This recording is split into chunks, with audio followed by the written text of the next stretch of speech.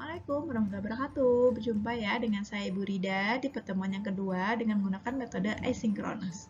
Baik, untuk topik kali ini kita akan membahas tentang ketentuan umum dan tata cara perpajakan ya teman-teman, yang sering disingkat dengan KUP. Masih dengan mata kuliah yang sama, yaitu dasar-dasar perpajakan. Langsung saja ya. Untuk outline hari ini teman-teman, saya akan membahas tentang dasar hukum KUP ya, kemudian tahun ya, ada NPWP, dari fungsi, pendaftaran, penghapusan format ya, format NPWP, kemudian masuk ke berikutnya adalah pengukuhan PKP, ada fungsi PKP, tempat pengukuhannya, kemudian SPT, ada SSP ya, ada SKP dan jenis-jenis SKP-nya yang termasuk SKPKB, kemudian SKPKBT, SKPLB, SKPN ya. Kemudian saya singgung juga STP, ada keberatan dan banding, kemudian masuk pada pembahasan lanjutan yaitu pemeriksaan, penyidikan, kewajiban dan hak wajib pajak, pencatatan atau pembukuan, yang terakhir adalah sanksi perpajakan. Langsung saja ya. Nah, perlu diketahui bahwa untuk KUP atau Ketentuan Umum dan Tata Cara Perpajakan, dasar hukumnya adalah nomor 6 ya. Nomor 6 tahun 1983, undang-undang ya tentunya ya. Jadi kalau kita tanya tentang KUP ya dasar hukumnya adalah ini ya, Undang-Undang nomor 6 tahun 83. Tetapi memang ada perubahan di nomor 16 tahun 2009. Nah, tetapi kalau misalkan teman-teman ditanya, ya rujukan pertama yang akan dipakai ya. Jadi ini dulu, nomor 6 tahun 83 ini baru yang kedua, perubahan yang kedua. Jadi ini tuh adalah mengupdate dari peraturan yang ini, begitu. Tapi keduanya tetap dipakai ya. Nah, setelah dasar hukum, ini adalah tahun pajak ya teman-teman. Jadi sebenarnya yang dinamakan tahun pajak itu ya satu periode atau satu takwim ya. Terkadang kan dari tahun pajak dengan tahun bukunya si perusahaan terkadang kan berbeda ya enggak. Ada yang mengikuti per 1 Januari hingga Desember, ada yang begitu ya, itu tahun pajak. Perusahaan ada juga yang seperti itu. Kemudian ada juga perusahaan yang tahun bukunya mungkin mulai per Juli atau Juni misalkan. Kemudian nanti misalkan dia Juni berarti ya, misalkan dia Juni kemudian nanti disambung lagi kan Juli atau Juni lagi ya. Jadi tidak harus 1 Januari, tidak ya. Jadi itu juga boleh. Jadi kalau berdasarkan keterangan di sini ya, tahun pajak dari sisi dari sisi perpajakan itu tahun pajak itu ya 12 bulan ya, artinya satu periode. Nah, bagaimana apabila tahun pajaknya sama dengan tahun takwim ya? Ini tadi sudah saya contohkan, misalkan 1 Januari 2019 dan berakhirnya di 31 Desember 2019. Ini disebut juga tahun pajak 2019 ya, karena 12 bulan. Nah, tetapi jika tahun pajak tidak sama dengan tahun takwim, misalnya ada perusahaan yang tahun bukunya berbeda ya, misalkan di 1 Juli ini teman-teman, 1 Juli 2019 dan berakhirnya di 30 Juli ya, di 30 Juni 2020. Artinya kan dia gabung 2 tahun ya, maksudnya ada 2 tahun, 1 2019, bagiannya lagi di tahun 2020. Ini juga disebut tahun pajak ya teman-teman ya, tetapi tahun pajak yang mana? 2019 atau 2020? Dipakai adalah yang 2019. Kenapa?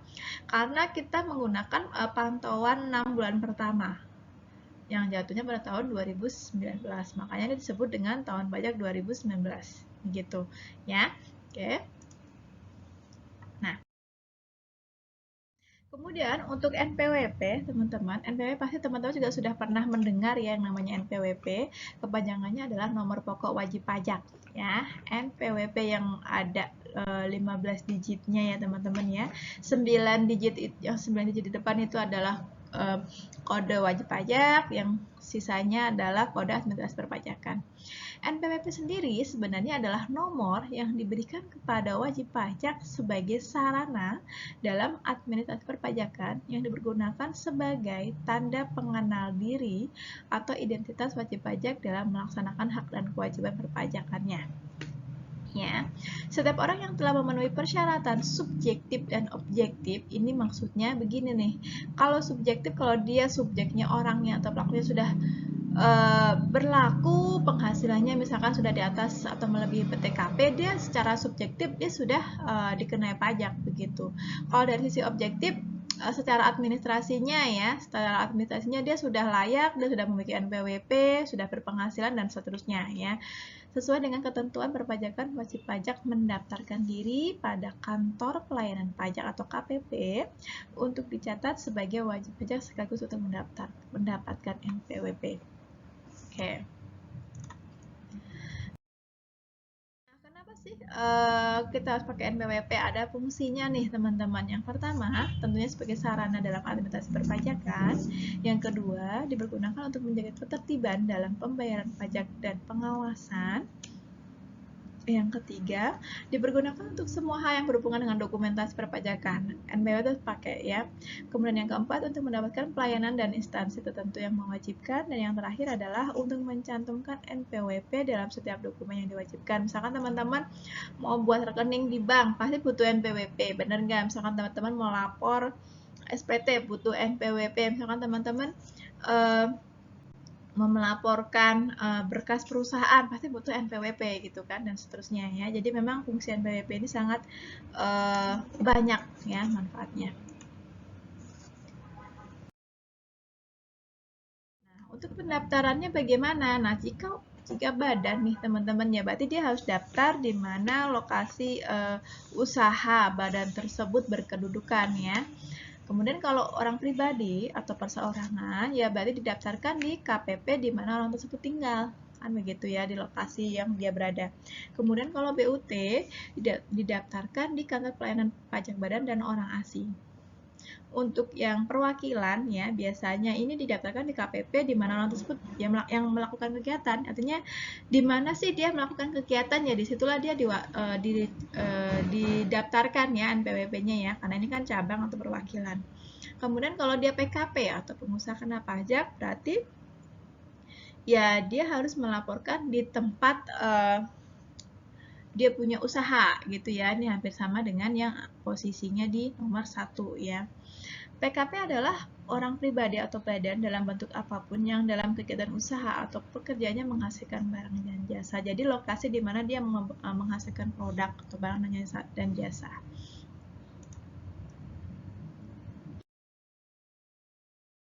Nah, untuk penghapusan NPWP teman-teman, ini tata caranya saja ya yang disampaikan. Jadi penghapusan, jadi NPWP itu bisa dihapus manakala si WP-nya telah meninggal dunia ya.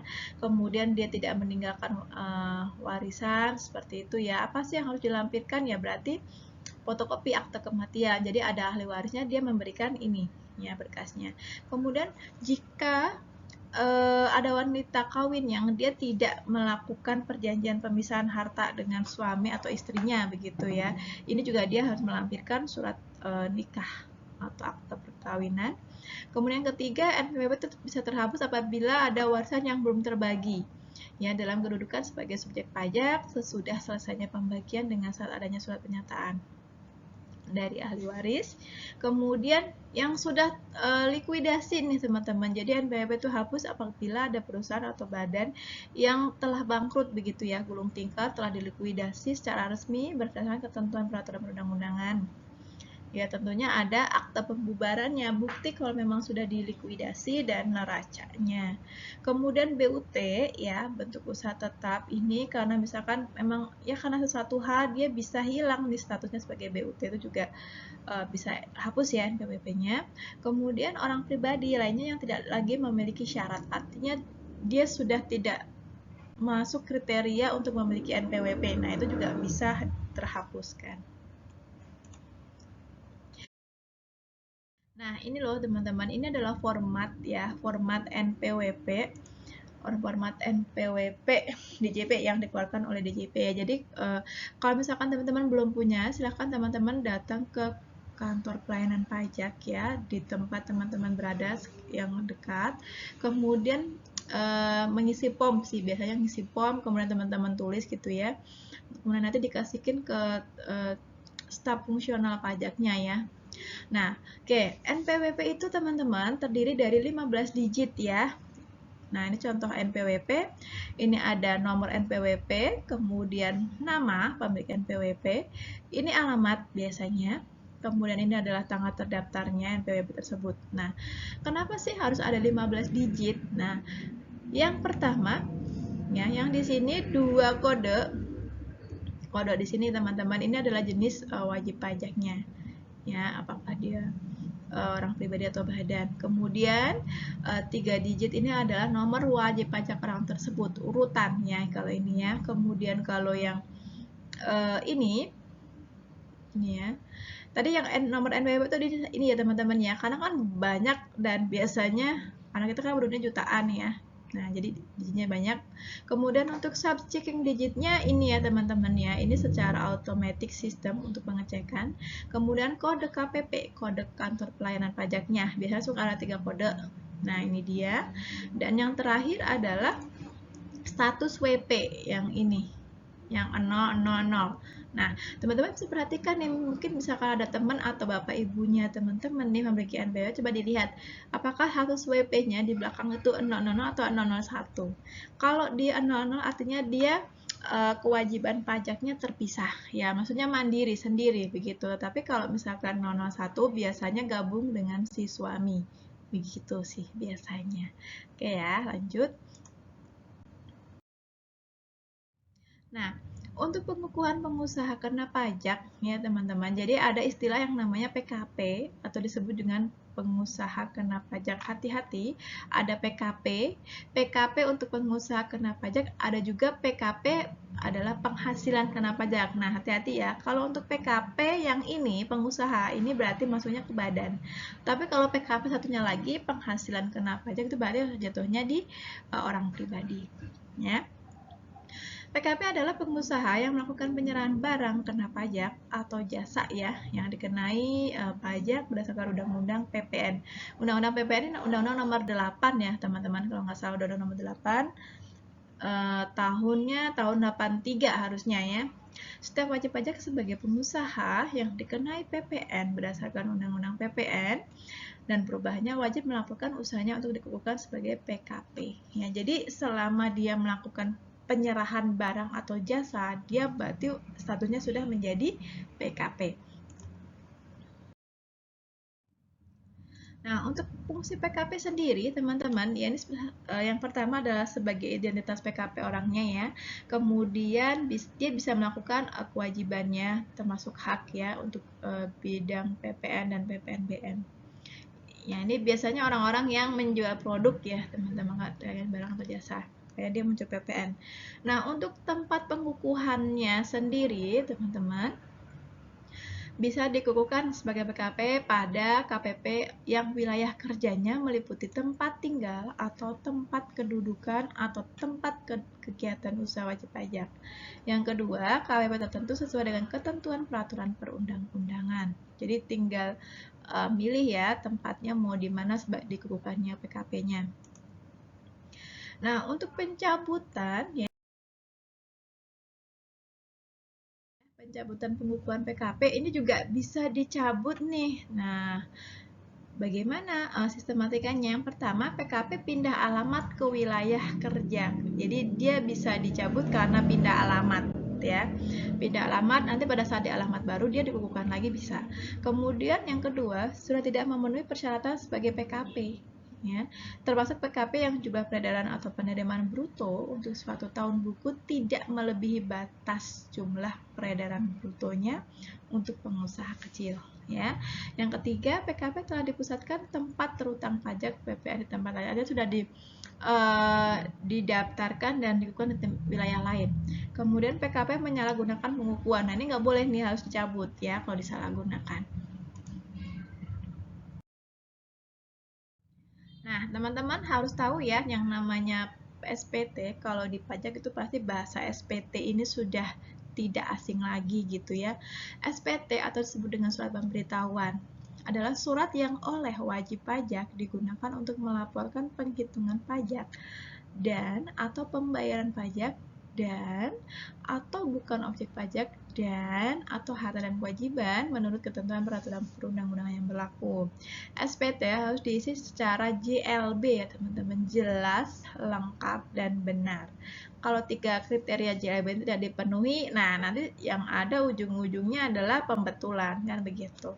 Ya, jadi SPT ini terdiri dari dua ya teman-teman ya. Ini yang biasa teman-teman atau wajib pajak lakukan, melaporkan SPT ya. Tujuannya kan untuk penghitungan atau pembayaran ya kan, dan pelaporan tentunya. Nah, jenisnya ada dua nih yang teman-teman harus ketahui. Ada dua, SPT masa dan SPT tahunan. Untuk SPT masa ini bentuknya ya SPT masa namanya, surat pemberitahuan untuk suatu masa pajak atau bulanan. Kemudian yang satu lagi adalah SPT tahunan ya, surat pemberitahuan untuk suatu tahun pajak atau bagian dari tahun pajak. Jadi ada dua ya, bulanan dan tahunan. Untuk fungsi SPT sendiri ya, kalau kita lihat dari sisi penghasilan ya, ini digunakan untuk menghitung jumlah pajak dan dilaporkan dalam hal pembayaran atau pelunasan ya.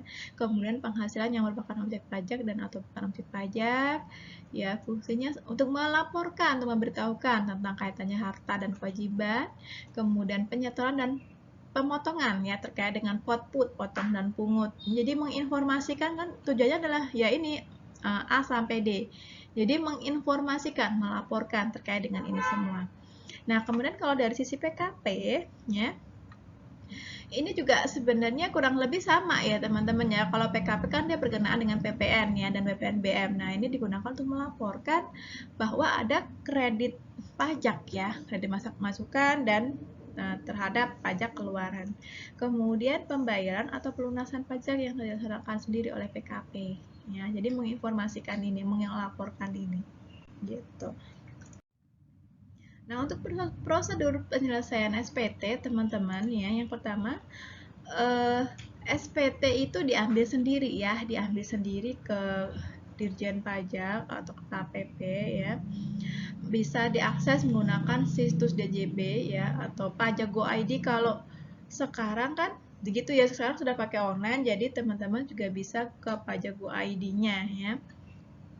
Atau situs DJB-nya bisa ya. Kemudian setiap wajib pajak mengisi formulir tersebut dengan jelas, lengkap dan benar ya. Kemudian ditandatangani ya, kemudian dibalikin lagi nih, disampaikan kalau misalkan ini kita ke kantor pajak, kalau ini sifatnya manual ya. Kita datang ke kantor pajak, kemudian kita minta form, kita isi form, kita lengkapi ya, ada tanda tangan direktur ya, dan seterusnya. Kemudian wajib pajak telah mendapatkan izin Menteri Keuangan untuk menyelenggarakan pembukuan ya, dan wajib menyampaikan SPT dalam bentuk bahasa Indonesia, satuannya adalah rupiah. Yang keempat, penandatangan SPT harus berisikan tanda tangan atau stempel. Jadi ada tanda tangan, ada stempel ya, bentuknya elektronik digital yang semuanya mempunyai ketentuan hukum yang sama. Jadi ada peraturannya ya teman-teman untuk membuat SPT ini ya. Mungkin teman-teman yang sudah kerja di perusahaan pasti tahu yang bentuknya SPT seperti apa ya. Apalagi kalau bagian teks biasanya sudah lebih paham. Nah, ada sanksi ya yang diberlakukan manakala kita telat menyampaikan SPT atau surat pemberitahuan. Yang pertama, terkait dengan SPT PPN, ini 500.000 ya teman-teman sanksinya ya. Satu periode berarti. Kemudian SPT bulanan ini 100.000 ya. Tahunan, SPT tahunan untuk badan ini 1 juta ya. Ini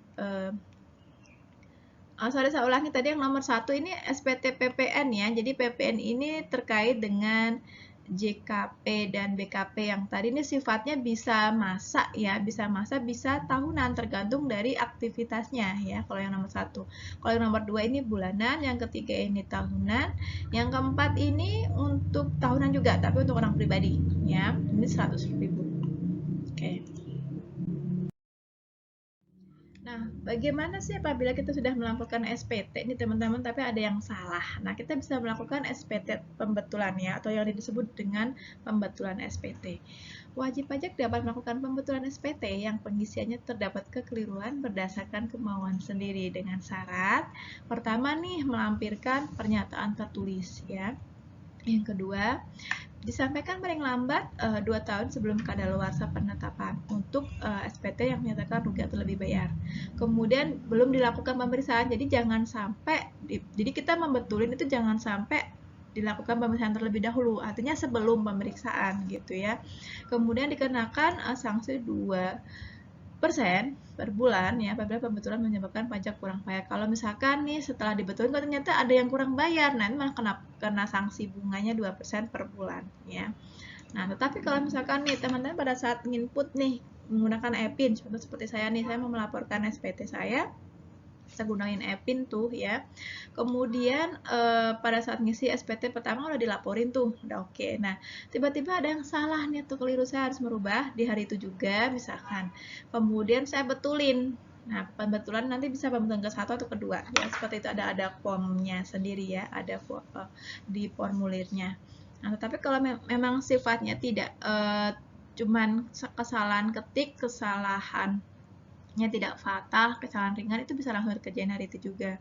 Tetapi kalau misalkan yang menyebabkan yang seperti ini nih ya, kalau misalkan pada saat betul ternyata ada yang kurang bayar, nah ya otomatis kena denda ya teman-teman ya di sininya. Oke. Nah, untuk SSP ini juga bahasa di kita, di pajak ya teman-teman. Jadi ada yang namanya surat setoran pajak. Ini tuh sebenarnya bahasanya kita adalah bukti bayar gitu loh ya, bahasa mudanya. SSP ini adalah bukti pembayaran atau penyetoran pajak yang telah dilakukan dengan menggunakan formulir atau telah dilakukan dengan cara lain ke kas negara melalui tempat pembayaran yang ditunjuk oleh Menkyu. Ya, fungsinya apa ya? Sebagai bukti bayar gitu loh. Kalau kita sudah nyetor atau membayar pajak kan gitu ya.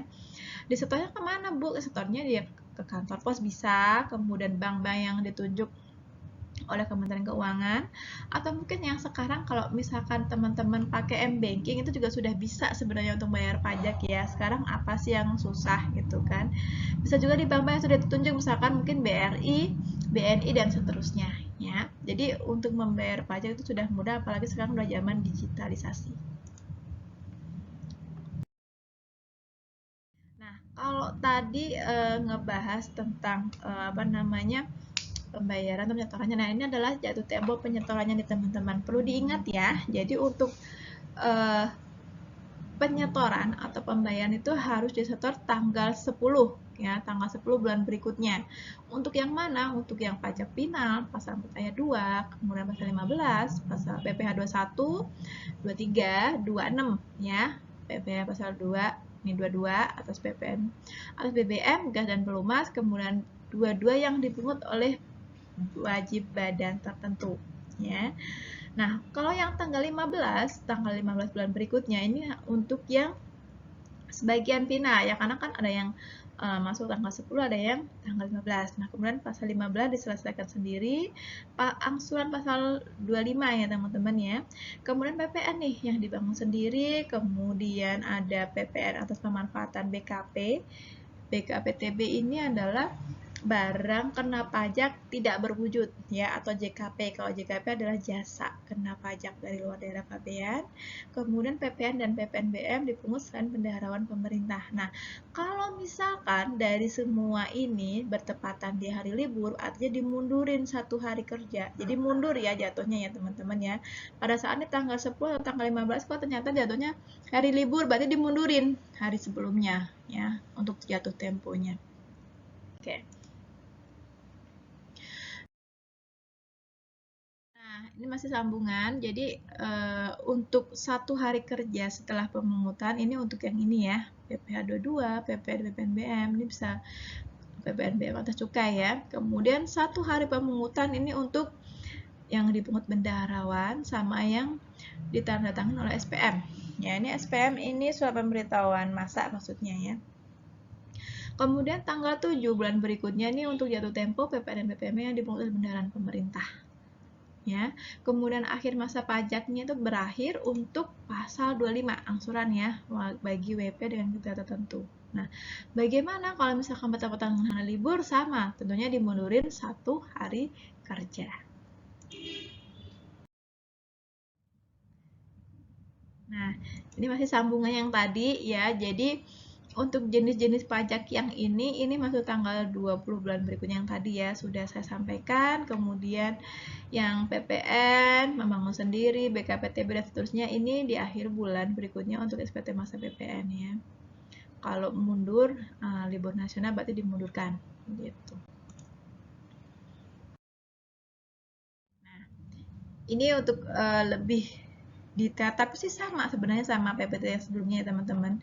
Jadi yang dilaporkan itu adalah SSP yang play ketiga ya, kalau nggak salah ada 4 play ya. Jadi play ketiga yang diberikan ya terkait dengan PPN ini yang membangun sendiri, kan ada yang tidak ya, ada yang membangun sendiri, ada yang tidak membangun sendiri. Nah kemudian ada pemanfaatan BKPTB-nya, kemudian hari terakhir hari kerja terakhir minggu berikut untuk yang ini ya. Ini akhir ya, akhir minggu berarti akhir bulan. Kemudian yang akhir bulan juga lagi ada ini, dan yang terakhir ini ada 20 hari setelah pajak berakhir. Ini untuk SPT yang terkait dengan angsuran 25. Ya, jadi ini kurang lebih sih sama sih teman-temannya. Jadi 3 slide sebelumnya ini kurang lebih sama bahasanya. Nah, apakah ada sanksi? Nah, ada sanksi administrasi terkait dengan keterlambatan pembayaran atau penyetoran ya, teman-teman. Oke. Pembayaran atau penyetoran melewati tanggal jatuh tempo itu dikenakan sanksi administrasi. Jadi masih ringan ya, tetapi meskipun sanksinya administrasi juga jangan dianggap sepele karena kan hitungannya per bulan ya. Di bunga 2% per bulan sejak tanggal jatuh tempo hingga dibayarkan. Begitu. Bagian bulan dihitung 1 bulan penuh. Jadi misalkan tanggal 5 ya dihitung 1 bulan. Karena kan mau tanggal berapapun tetap hitungannya 1 bulan penuh. Gitu. Nah, untuk pengangsuran atau penundaan pembayaran, nah, jadi si WP ini boleh loh teman-teman melakukan penundaan pembayaran pajak terutang, ya. Tetapi harus mengajukan permohonan dulu nih untuk mengakhir atau menunda selama maksimal 12 bulan. Ini biasanya kalau diperlukan untuk kondisi-kondisi tertentu ya, kondisi yang tidak biasa ya. Nah, untuk utang akibat STP atau surat tagihan pajak ya atau surat keputusan. Nah, hingga bulan terakhir tahun berikut ini untuk PPh pasal 26 ini yang selisih ya. Jadi ada penundaan pembayaran dan dia akhirnya ada selisih utang yang harus dibayar, selisih pajak yang harus dibayar ya. Nah, merupakan pembayaran pajak yang terutang akibat. Nah, jadi boleh kita melakukan angsuran atau kita menunda itu jika ada hal yang berkait dengan karena ada surat tagihan pajak, kemudian ada surat ketetapan pajak ya, baik kurang bayar maupun kurang bayar tambahan, kemudian ada pembetulan dan keberatan, ada proses banding juga ya, adanya PPh pasal 26. Nah, ini biasanya orang akan melakukan kondisi pengangsuran atau penundaan. Nah, tetapi juga ada sanksinya nih teman-teman, dikenai sanksi. Ternyata kita menurut kita ada bayar sanksi juga ya, 2% per bulan. Nah, berkaitan dengan SKP teman-teman ya. Jadi setelah Fiskus menentukan setelah melakukan pengecekan pemeriksaan, dia akan mengeluarkan yang namanya SKP atau surat ketetapan pajak. Nah, SKP ini jenisnya ada 4. Yang pertama adalah SKP KB atau kurang bayar, kemudian kurang bayar tambahan ya, kemudian nihil ya, nihil, kemudian lebih bayar atau LB. Nah, yang pertama dulu nanti kita akan bahas satu-satu ya di belakang. Nah, yang pertama dulu untuk surat ketetapan pajak kurang bayar ini terjadi manakala ya pajak yang terutang itu lebih besar dari kredit pajak kita ya. Artinya dia akan ada yang kekurangan yang harus dibayar, makanya dia akan muncul yang namanya SKPKB. Nah, kalau yang ini kondisinya agak sedikit berbeda, hampir sama seperti ini, tapi kondisinya berbeda. Kalau yang ini setelah diperiksa kemudian keluar SKPKB gitu ya, SKPKB sudah ada tuh ketetapan kurang bayar, tapi pada saat setelah dilakukan pengecekan ulang ternyata diteliti lagi gitu ya, ada pembetulan ternyata ada lagi yang lain yang harus dibayar. Nah, ada tambahannya lagi yang lain. Nah, nggak cukup yang ini aja gitu misalkan. Misalkan pajak terutangnya itu 1 juta. Kemudian pada saat dilakukan pengecekan gitu ya, Oh, ternyata ketemu nih, ada temuan nih. Ternyata tidak 100 juta, ternyata ada 125 juta. Ada tambahan 25 jutanya yang menjadikan dia harus kurang bayar tambahan. Jadi harus ada tambahan yang harus dia bayar gitu ya. Nah, kemudian kalau SKPPN ini manakala PPh yang terutang itu sama dengan kredit pajak kita. Ya, jadi sama sifatnya 0 ya. Biasanya kalau nilai itu 0 karena sama, tidak ada kurang bayar atau lebih bayar. Nah, kalau yang LB yang lebih bayar ini manakala kredit masukannya kita itu jauh lebih besar daripada PPh yang terutangnya atau pajak terutangnya. Gitu, teman-teman.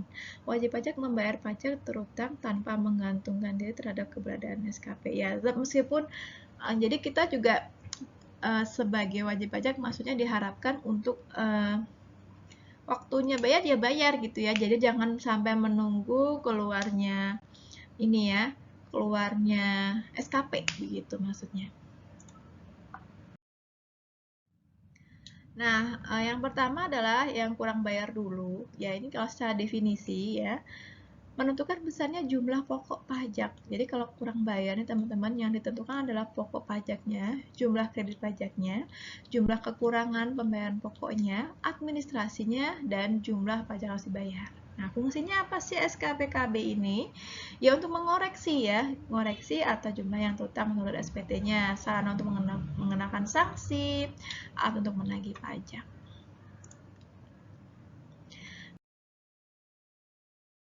Untuk penerbitannya kapan sih SKPKB ini diterbitkan? Ini manakala ada keterangan sudah diperiksa oleh Fiskus atau DJB itu ya, menemukan dia belum bayar atau kurang bayar.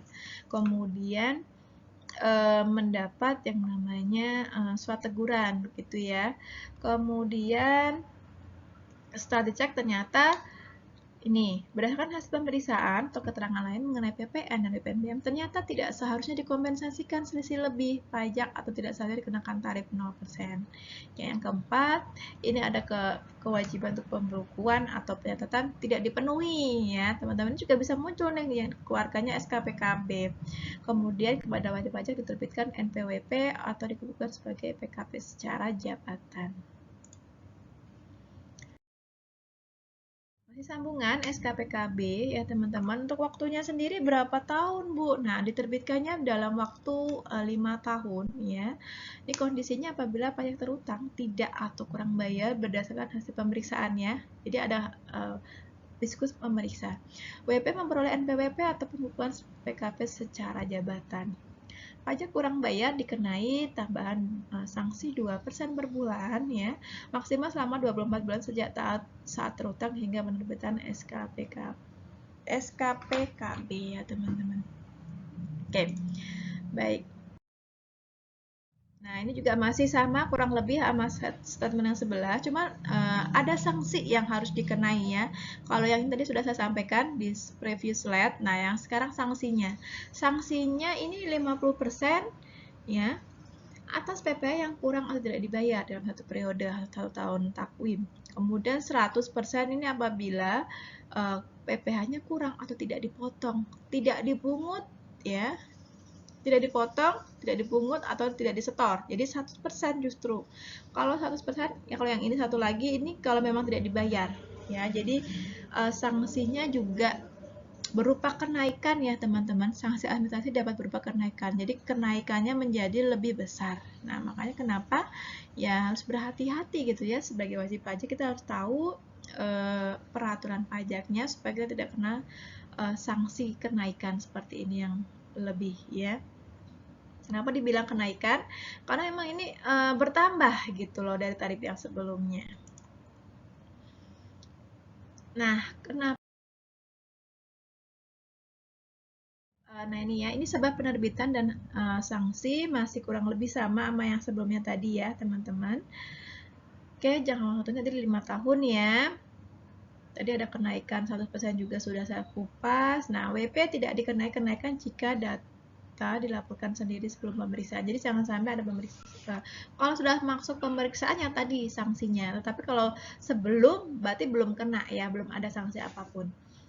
Kemudian nah, ini juga muncul karena tindakan pidana ya, ada bunganya 48% dari pajak kurang bayar.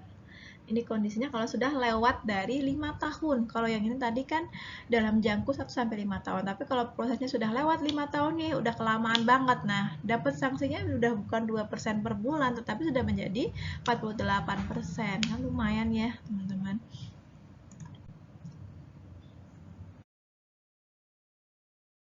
Nah, sekarang yang LB ini yang lebih bayar. Nah, untuk awal inisiasinya, LB ini mensyaratkan adanya surat pemberitahuan oleh wajib pajak yang menyatakan adanya pajak lebih bayar ya. Jadi infonya itu PP yang terutang itu ya lebih kecil daripada kredit pajak dari perusahaannya atau badan ya. Jadi lebih itu jatuhnya. Jadi kita membayar lebih ke pajak gitu loh maksudnya SKP LB itu. Nah, langkah verifikasinya bagaimana? Dirjen Pajak melakukan pemeriksaan atau peneliti kebenarannya. Jadi harus dicek dulu adanya pemeriksaan ya. Nanti bisa sampai ke penyidik, tapi ya tergantung apakah permasalahannya bisa sampai ke penyidik atau tidak begitu ya, tergantung tingkat keparahan.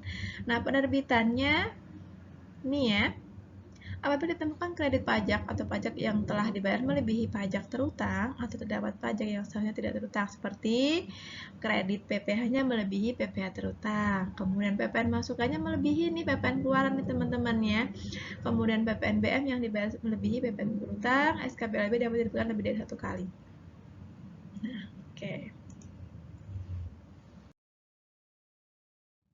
Nah, sekarang yang nihil. Kalau nihil ini diterbitkan setelah dilakukan pemeriksaan SPT ya, apabila kredit pajak atau pajak yang dibayar itu sama dengan yang PPh pajak terutangnya. Kalau sifatnya sama berarti dia nihil ya.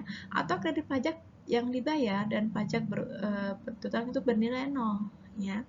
Ya, secara real ini meliputi apa saja yang dibahas nih. Kredit PPh sama dengan PPh terutang, PPN masukannya sama dengan PPN keluaran, PPNBM yang dibayar sama dengan PPN terutang gitu ya. Jadi kalau nilai itu sama. Nah, kita masuk kepada surat tagihan pajak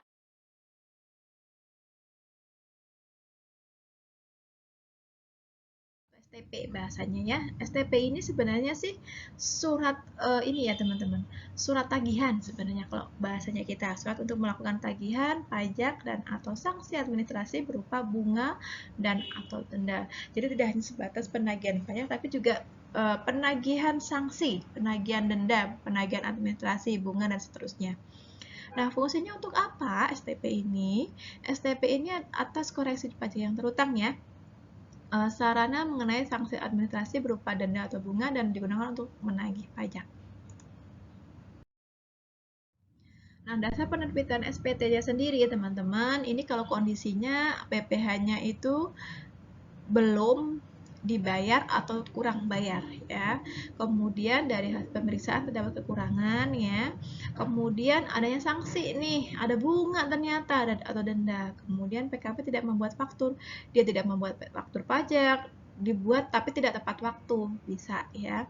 Kemudian PKP tidak mengisi faktur pajak secara lengkap, ini juga bisa munculnya di STP. Kemudian PKP melaporkan faktur pajak tidak sesuai juga nih dengan masa bulanannya. Bulannya tuh beda ternyata. Kemudian PKP gagal berproduksi, artinya tidak jadi produktif gitu ya dari usahanya ya. Akhirnya ya sudah mau nggak mau kan adanya ini ya pengembalian pajak masukan dan seterusnya ya juga muncul yang namanya STP.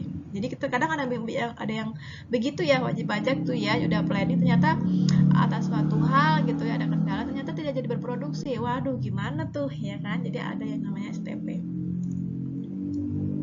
Nah, sanksinya sendiri untuk STP ya surat tagihan pajak teman-teman. Ya, kalau administrasi masih 2% per bulannya, ini maksimal adalah 24 bulan.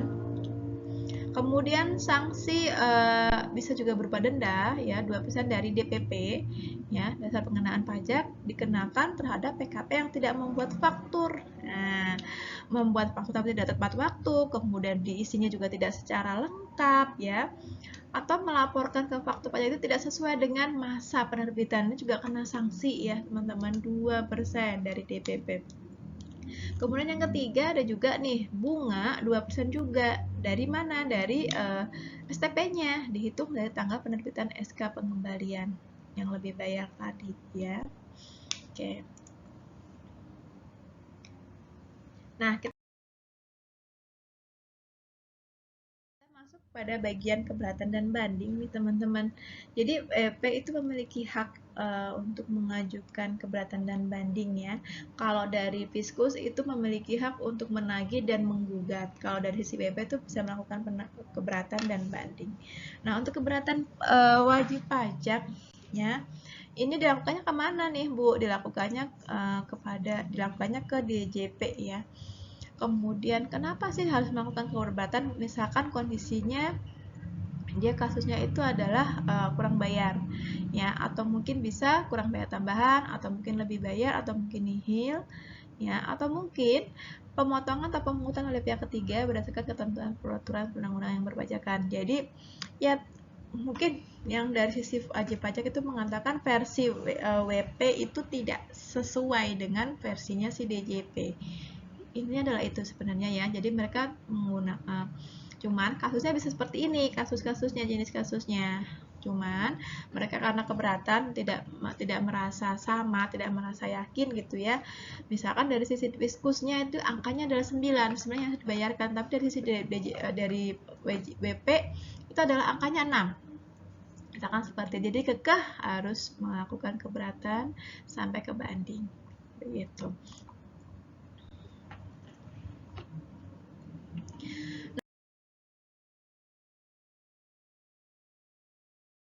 Syarat pengajuan keberatannya seperti ini ya teman-teman, secara teknis saja ada aptitude bahasa Indonesia, kemudian disampaikan jumlah yang terutangnya, yang dipotongnya berapa atau yang dipunnya berapa, jumlah ruginya berapa jika ada ya. Kemudian ada satu surat keberatan diajukan hanya untuk satu SKP. Artinya satu surat itu hanya berlaku untuk satu SKP. Kalau misalkan SKP-nya ada 2 ya berarti 2 gitu ya.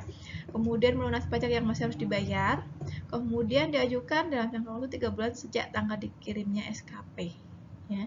Ditandatangani jangan lupa ya. Oke. Nah, terus bagaimana Bu kalau misalkan tidak dipenuhi? Tidak dipenuhi berarti ya tidak dianggap surat keberatannya, berarti ya tidak dipertimbangkan begitu. Nah, untuk tata cara pengajuan dan keberatan ini diaturnya teman-teman juga bisa simak di PMK ya nomor 9 ya, PMK garing nomor 3 dan di tahunnya adalah tahun 2013. Ini bisa diinformasikan secara lengkap di situ. Nah, kemudian untuk permohonan bandingnya teman-teman ini juga harus dilakukan apabila ada keputusan keberatan. Jadi kalau nggak ada proses keberatan ya nggak akan muncul banding. Begitu sih biasanya. Jadi ujuk-ujuk banding nggak bisa. Pasti ada usul dulu di awal keberatan terlebih dahulu. Kemudian diajukan kemana nih? Ke di pengadilan pajak. Kemudian jangka waktunya untuk jumlah pajak yang belum dibayar ya pada saat pengajuan itu tangguh sampai dengan 1 bulan ya. Kemudian jumlah pajak yang belum dibayar pada saat pengajuan keberatan, jadi artinya belum dibayar pada saat mengajukan itu belum dibayar ya teman-teman. Terus tidak termasuk sebagai utang pajak. Nah ini yang diajukan keberatan itu bukan bagian dari utang pajak. Nah, untuk saat pengajuannya, ini syarat-syaratnya ya berarti tadi menggunakan bahasa Indonesia ya, diajukan ke pengadilan pajak dalam waktunya 3 bulan, sifatnya tidak mengikat ya, karena keadaan di luar kekuasaan pemohon banding. Surat keputusan diajukan dalam satu surat banding ya teman-teman, kemudian disertai alasan nih seperti dijelaskan, tanggal terima surat dan seterusnya. Dilampirkan juga surat keputusan yang sudah diajukan banding ya, sudah membayar 50% nih dari jumlah yang terutang. Jadi pada saat mengajukan proses keberatan dan banding ini teman-teman kan ada PPN terutang tuh, teman-teman tidak sesuai dengan versinya si Fiskus kan. Nah, teman-teman ada kewajiban membayar dulu 50%-nya. Nah, 50%-nya lagi nanti pada saat proses apakah diterima atau tidak nih dari bandingnya. Begitu. Surat banding diajukan oleh WP, ahli warisnya atau kuasa hukumnya, pengampu atau yang menerima pertanggungjawaban.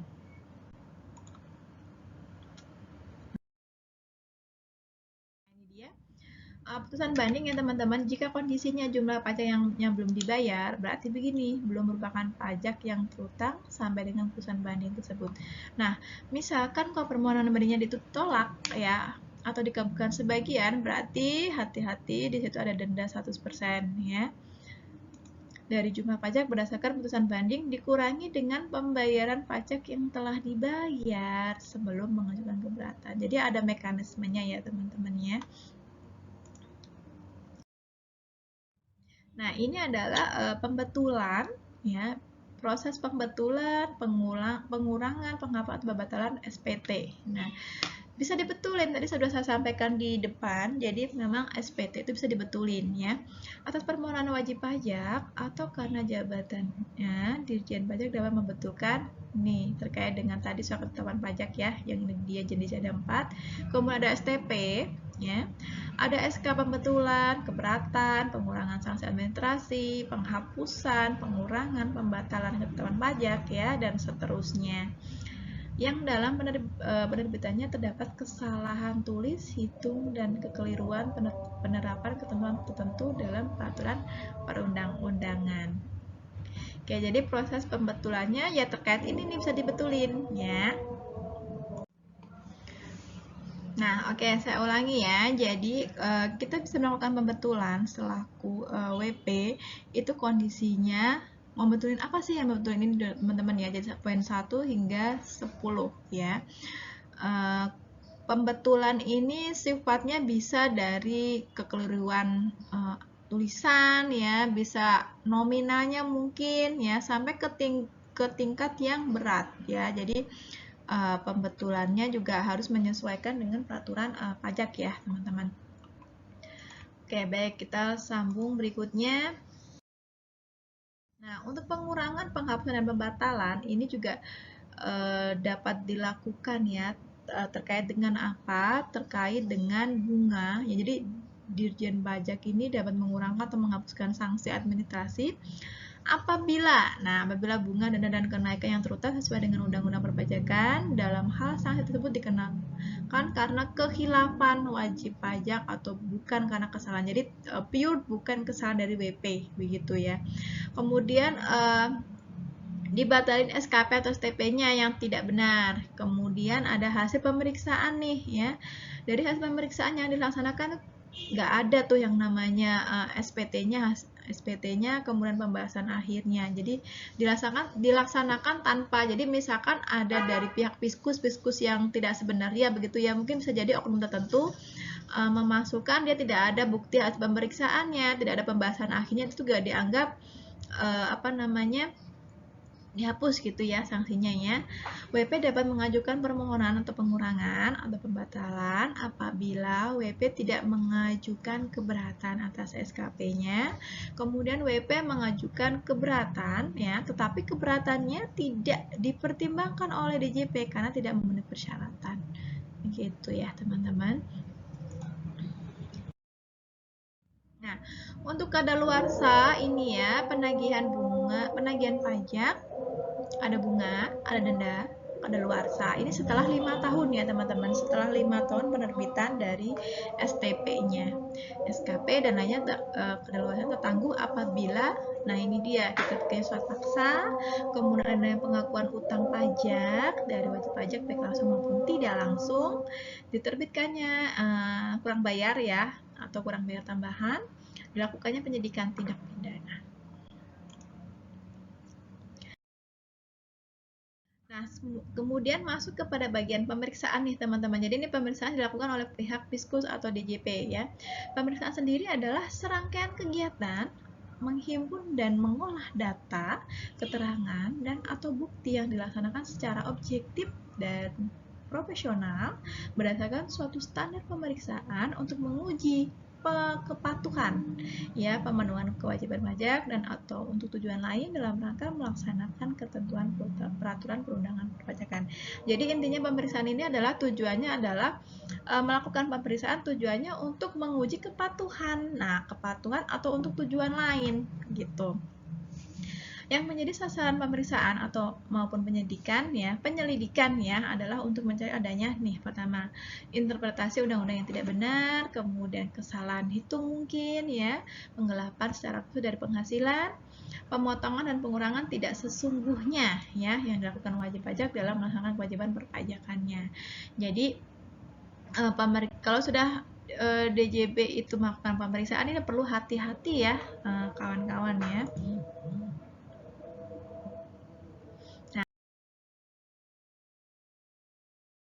Sekarang kita masuk pada bagian ruang lingkupnya.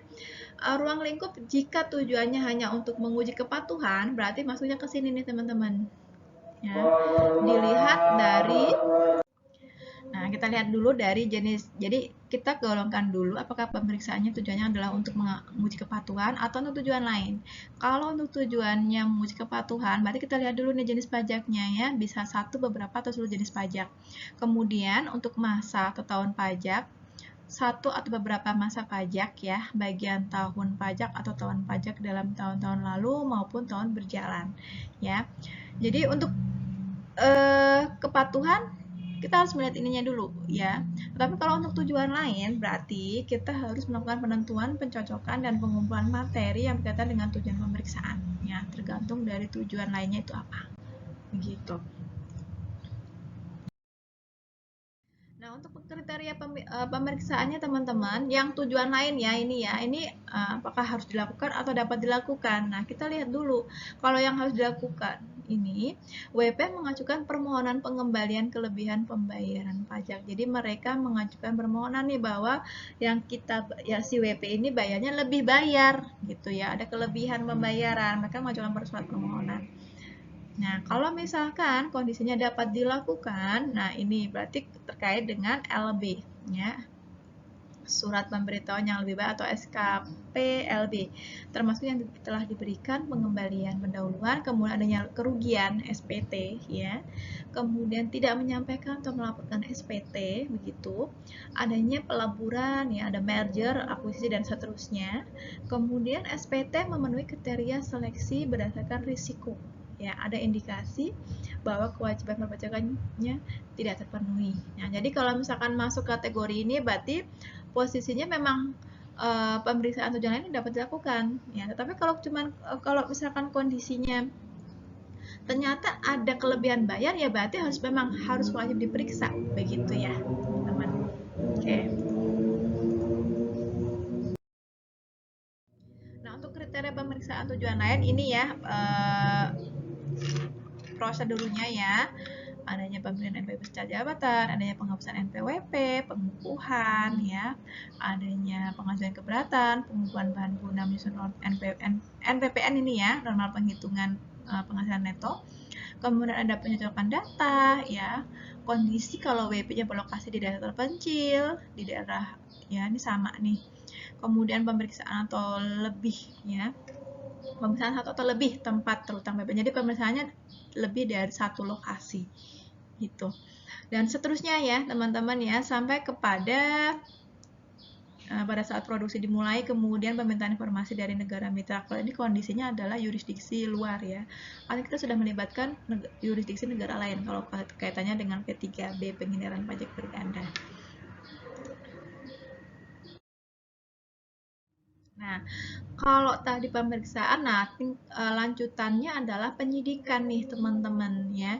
Jadi penyidikan ini adalah serangkaian tindakan yang dilakukan oleh penyidik untuk mencari serta mengumpulkan bukti yang dengan buktinya tersebut itu memuat tentang tindak pidana di bidang perpajakan yang terjadi serta menemukan tersangkanya. Jadi kalau sudah ada penyidikan itu berarti sudah level penggelapan pajak ya teman-teman ya, sudah level tax evasion. Penyidik itu siapa sih? Yang melakukan penyidikan adalah pejabat PNS tertentu di lingkungan DJP ya teman-teman. Yang ditunjuk lah ya, yang dia memiliki kewenangan khusus dan ditunjuk sesuai dengan ketentuan perundang-undangan. Jadi ada salah satu tertentu dia menjadi penyidik. Nah, ini adalah wewenang dari penyidiknya ya, teman-teman. Dia harus menerima laporan, kemudian adanya tindakan pertama, menyuruh ini berhenti seorang, nah seterusnya ya. Jadi teman-teman nanti bisa dibaca ya, sampai kepada mengadakan tindakan lain yang menurut hukum yang bertanggung jawab. Jadi ini adalah semua wewenang pendidik ya, dari 1 sampai dengan 10.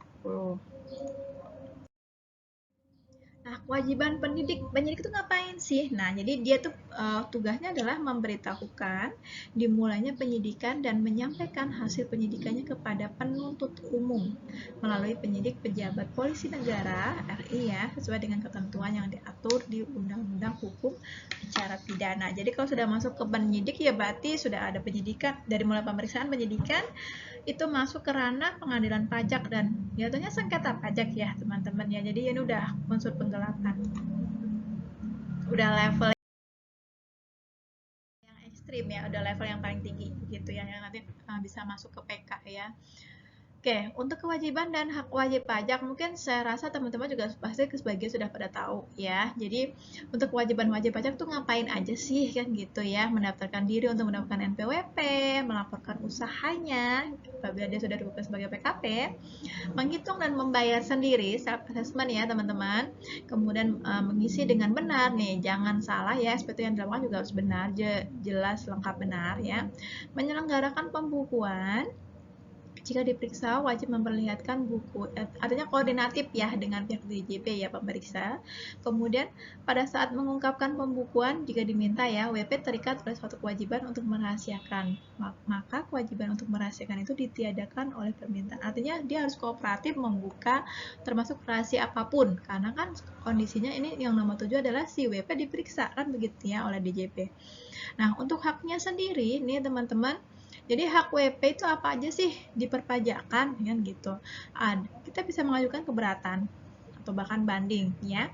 Kemudian kita juga menerima tanda bukti memasuk kalau kita sudah melaporkan SPT ya, bisa membetulkan SPT juga, bisa mengajukan permohonan penundaan penyampaian SPT, bisa melakukan permohonan pengangsuran pembayaran pajak ya, kemudian perhitungan pajak yang dikenakan dalam SKP, meminta pengembalian kelebihan pembayaran pajak ya, mengajukan permohonan penghapusan dan pengurangan sanksi, memberi kuasa kepada orang untuk melaksanakan kewajiban pajaknya, meminta bukti potong, dan mengajukan keberatan dan banding. Ini sebenarnya nomor 11 ini hampir sama dengan 1 ya. Kalau sudah mengajukan kita harus buat surat kan begitu. Oke. Nah, secara umum nih teman-teman, jadi kita juga boleh melakukan pembukuan atau pencatatan. Kalau pencatatan, saya ulang dulu ya. Kalau yang pembukuan, ini adalah proses pencatatan secara teratur untuk mengumpulkan data informasi keuangan nih. Berkait dengan apa? Berkait dengan hartanya kita, kewajiban, modal, penghasilan dan biaya, harga produk dan penyerahan barang atau jasa. Nah, pembukuan atau pencatatan ini ditutup dengan penyusunan laporan keuangan ya teman-teman. Jadi harus ada neraca nih, harus ada laba rugi ya. Nah, kemudian untuk kewajiban dari pembukuan atau pencatatannya di dalamnya harus mendeskripsikan apa ya. Nah, ini dia. Pencatatan merupakan pengumpulan data secara teratur. Jadi di dalamnya harus ada yang namanya peredaran atau penerimaan bruto usahanya kita nih, teman-teman. Menjelaskan tentang harta dan kewajiban, kemudian penghasilan berapa aja sih yang dikenai PPh final ya. Kemudian penghasilan mana sih yang bukan bagian dari objek pajak, kemudian penghasilan bruto yang di luar usahanya kita selain dari usaha dan yang di luar usaha ya. Pencatatan dipergunakan sebagai dasar penentuan jumlah pajak terutang. Jadi tujuannya kenapa sih kita harus menyampaikan ini ya, tujuannya untuk sebagai dasar. Dasar kita menghitung berapa sih pajak yang harus dibayarkan oleh si wajib pajak kepada negara. Begitu. Nah, untuk kewajiban sendiri, nah dari sisi subjek ya, yang wajib melakukan pembukuan itu meliputi tadi sudah saya sampaikan di awal ya. Jadi subjek pajak itu ada orang pribadi, ada badan. Kemudian yang melakukan pembukuan, maksud saya adalah pencatatan ya. Jadi subjek pajak melaksanakan pencatatan sebagai pengganti pembukuan. Jadi ada WP yang melakukan pembukuan, ada yang WP yang melakukan pencatatan nih teman-teman. Kalau tadi di depan saya sudah ungkap yang pembukuan tuh biasanya rata-rata adalah badan ya. Nah, kalau yang pencatatan ini juga sebenarnya bisa badan, bisa orang pribadi, tapi badannya adalah badan yang biasanya dia kecil ya, home industry atau lebih prioritas ke orang pribadi. Orang pribadi yang bagaimana? Orang pribadi yang diizinkan menggunakan NPWN. Ya. Kemudian orang pribadi yang tidak melakukan kegiatan usaha atau pekerjaan bebas. Begitu. Nah, oke. Kemudian untuk syarat pembukuan, nah syaratnya harus bagaimana nih? Ada syarat-syarat yang harus dilakukan. Yang pertama adalah harus memperhatikan etikat baik, ya. Kedua, mencerminkan keadaan atau kegiatan usaha sebenarnya, ya. Kemudian diselenggarakan di Indonesia, menggunakan huruf Latin, menggunakan angka Arab, boleh, tetapi ini kondisinya situasional ya teman-teman ya. Karena kan kita di Indonesia ya, seenggaknya ya Indonesia lah, begitu ya. Kemudian menggunakan satuan mata uang rupiah, bahasa Indonesia atau bahasa Inggris, diselenggarakan dengan stelsel aktual atau stelsel kas secara taat asas ya. Kemudian minimal terdiri dari catatan mengenai harta, kewajiban, modal, penghasilan, biaya, serta penjualan dan pembelian.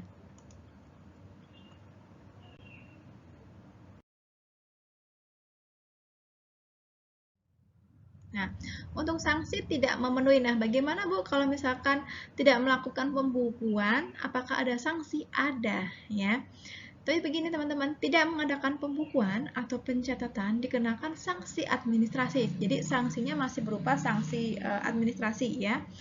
Kenaikannya menjadi 100% nih teman-teman. Dan khusus untuk yang pasal 29 ditambah lagi sebesar 50. Jadi double ya.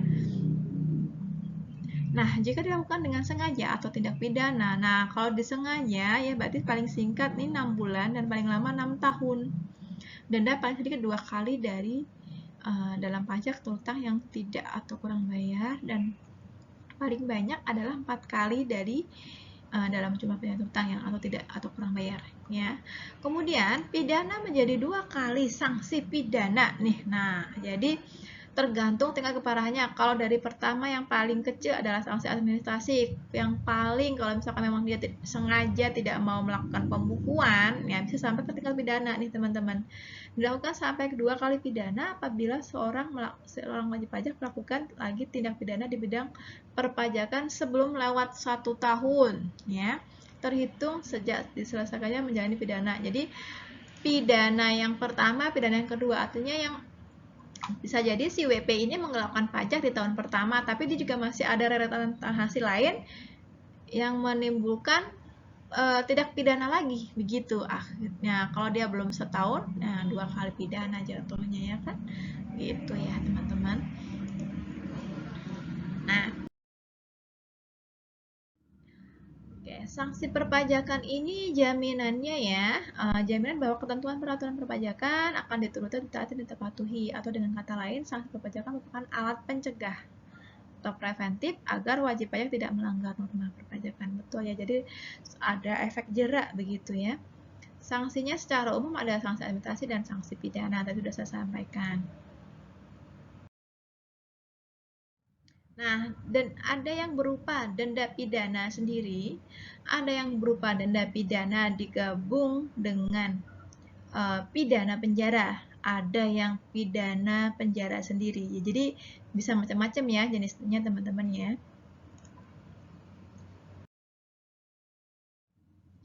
Untuk sanksi administrasi ini jika diterapkan untuk yang 2% ya teman-teman. Jadi jenisnya ini yang bunga 2% per bulan. Nah, ini terkait dengan masalah SPT tahunan atau masa tetap.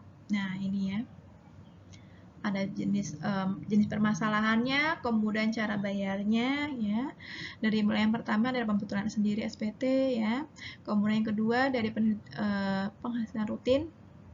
Jika pasaldonya tidak atau kurang bayar nih, membayarnya pakai apa nih? Rata-rata cara membayar atau menagih pakai SSP ya teman-teman ya, atau surat tagihan pajak ya.